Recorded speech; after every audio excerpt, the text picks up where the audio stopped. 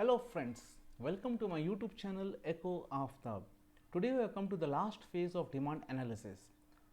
So in our earlier sessions, we understood about the different types of elasticity. We have covered in detail, in depth about price elasticity of demand. In my last session, we understood about income elasticity, and today we will progress to cross elasticity of demand. So friends, what is cross elasticity of demand? Cross elasticity of demand explains the relationship between the demands for two different commodities based on their prices. So, cross elasticity of demand measures, or you can say it refers to, the proportionate change in the quantity demanded of a particular commodity. Let us say of a particular commodity, here it is X commodity, of a particular commodity X, in response to change in price not of the same commodity, matlab of some other commodity Y, okay, and this Y commodity should be related to X commodity. Now what is this relationship? Very soon I'll tell you. So this is what is cross elasticity of demand. So before going ahead, let us see a brief background about from where this concept of cross elasticity of demand came into the picture. So friends, as you know, Alfred Marshall, in his book Principles of Economics, which was for the first time published in 1890, he put forward the concept of elasticity, where he spoke about price elasticity and he has touched upon income elasticity of demand. But this cross elasticity of demand, from where it came? It has come into the picture in 1920s, where Professor Stocking, he believed that a change in the price of one commodity will induce a price change of its rivalry. This was with regard to the cellophane case. What is this cellophane? Friends, cellophane is a material, it is a thin transparent sheet which is made of regenerated cellulose. We will not go in the details of that. So in plain words, it is a DuPont company, cellophane, a US company which is engaged in the business of wrapping material. So here it was a very famous and popular case with regard to monopoly power of cellophane company and all those things that was happening. So at that time, Professor Stocking, he brought into the picture that how one product price may affect the price of other product, and this was the beginning where the concept of cross elasticity started to take shape. So cellophane case is not the case of cross elasticity of demand, but the thought of cross elasticity of demand came from here by Professor Stocking. So that is how we are having cross elasticity of demand. So let us see how this cross elasticity of demand is calculated. So friends, calculation of cross elasticity of demand, it is having a simple formula. So here cross elasticity of demand is equal to percentage change in quantity demanded of X commodity divided by percentage change in price of Y commodity. So here the basic difference between all other elasticities was, there we were speaking about the price of one commodity and the demand of that particular commodity in price elasticity. Then in income we are speaking about income of the consumer and the demand of X commodity. But here we are speaking about price of Y commodity and demand of X commodity. This is what is called as the cross elasticity, how one particular product price is influencing the demand for other product.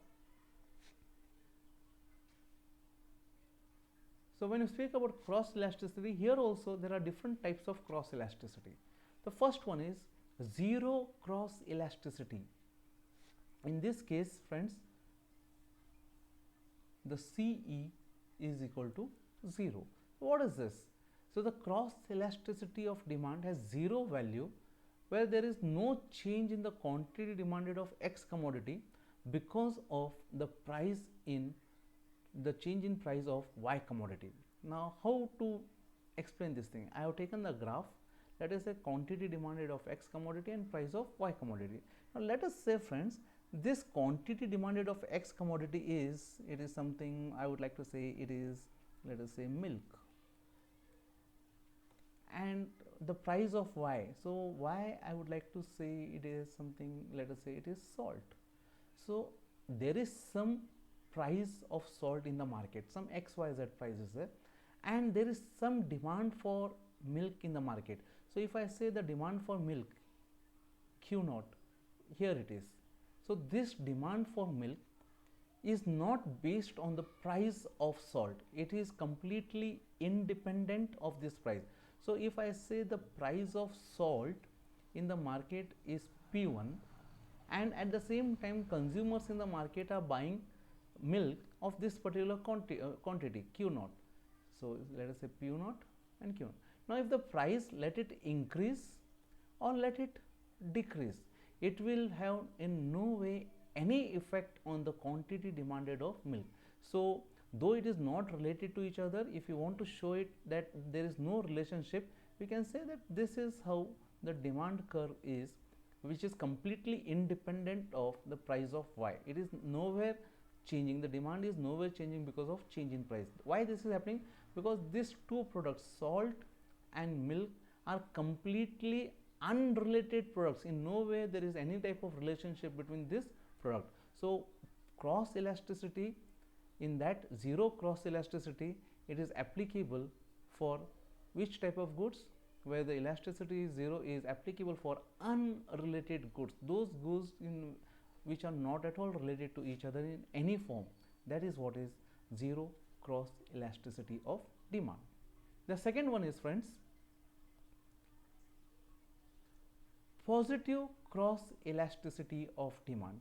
Now what is this positive cross elasticity? As I explained in income elasticity, this positive, this word positive, it is speaking about the slope of the demand curve and nothing else. So when you speak about the slope of the demand curve, matlab positive slope matlab the variables that is measured on x axis and y axis are moving in the same direction. There is a direct relationship between the variable measured on x axis and the variable measured on y axis. And this is the graph for that.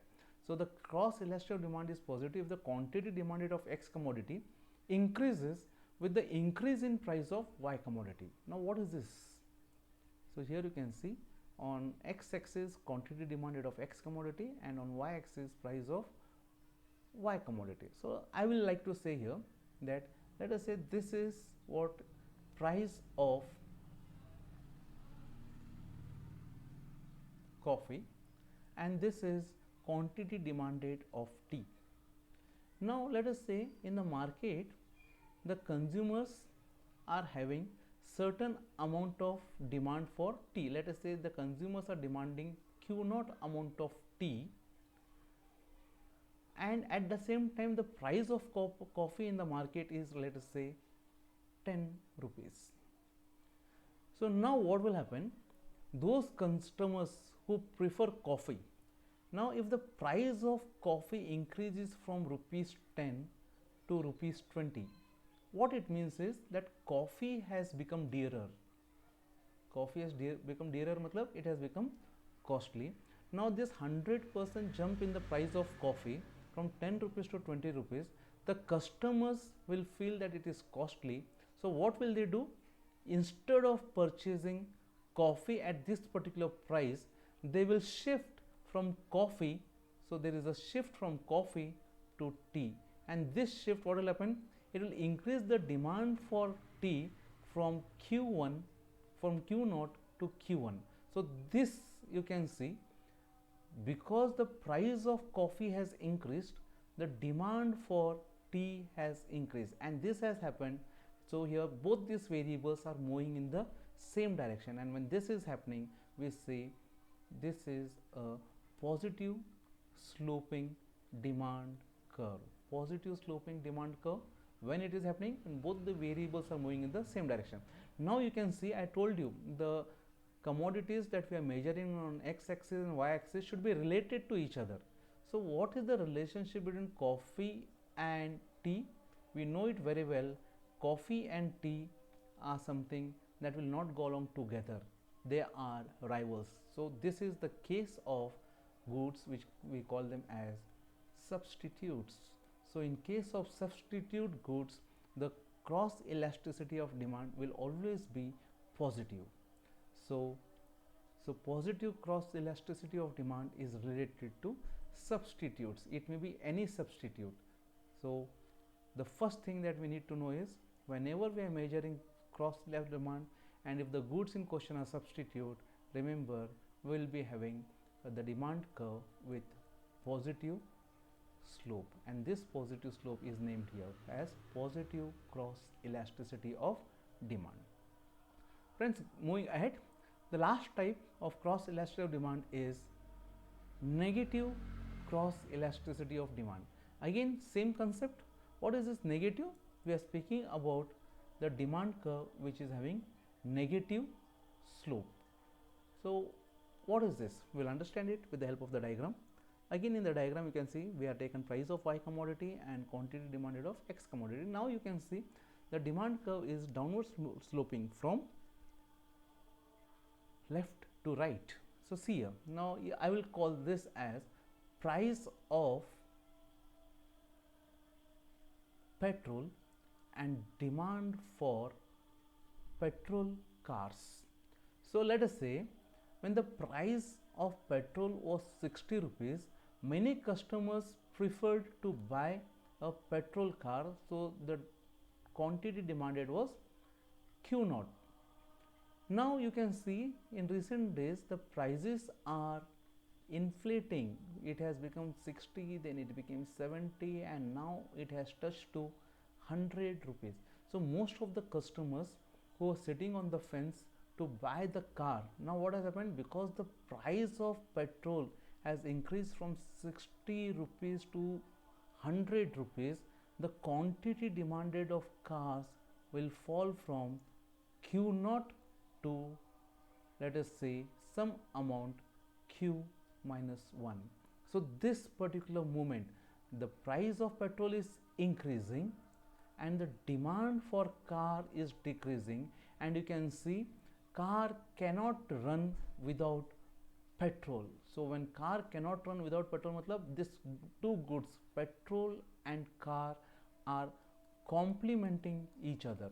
So in case of complementary goods, we can see there is negative cross elasticity of demand.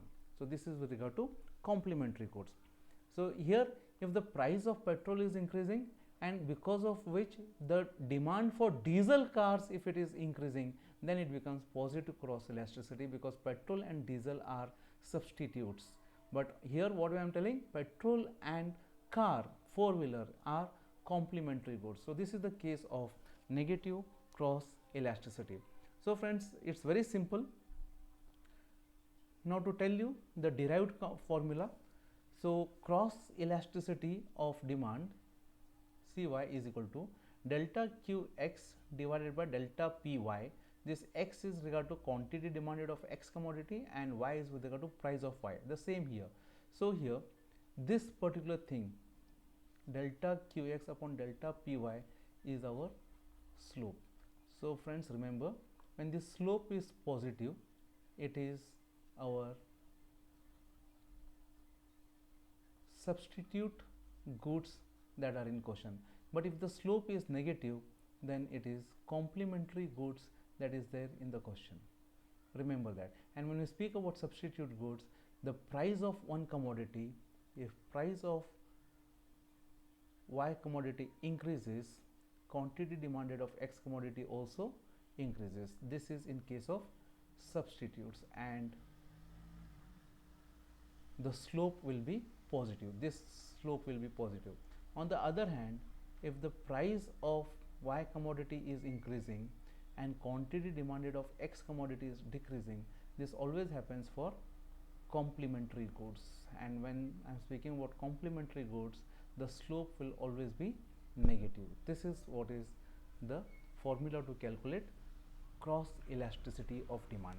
So very quickly friends, I would say price elasticity of demand, the formula was delta Q by delta P into P by Q. For income elasticity of demand, the formula was delta Q by delta Y into Y by Q. And for cross elasticity of demand, the formula is delta Qx divided by delta Py into the ratio of price of Y good divided by quantity of X good. So this is what is the thing. So here normally the slope will be negative with regard to price elasticity of demand. Normally this slope will be negative. In income elasticity of demand, if the slope is positive, if this slope is positive, it is for normal goods. If the slope is negative, it is for inferior goods. In case of cross elasticity, we can say if the slope is positive, it is for substitutes, it is for substitutes, and if the slope is negative, it is for complementary goods. So this is how we have summarized the overall concept of price elasticity of demand. Again, with regard to this elasticity, this slope can be equal to 1, which is unitary elastic. It can be more than 1, which is more elastic, which can be less than 1, which is less elastic, depending upon the nature of the demand curve. So with this, friends, I today wrap up the entire topic chapter on demand analysis, meaning of demand, law of demand, and then elasticity of demand. So at the end, I would like to say thank you very much for being with me, for being with Understanding Economics with Professor Aftab. Thanks for watching. So very soon I'll come up with the next chapter, and that is production analysis. Till then, stay tuned, stay happy, and be healthy. Thank you. Tata. Bye bye.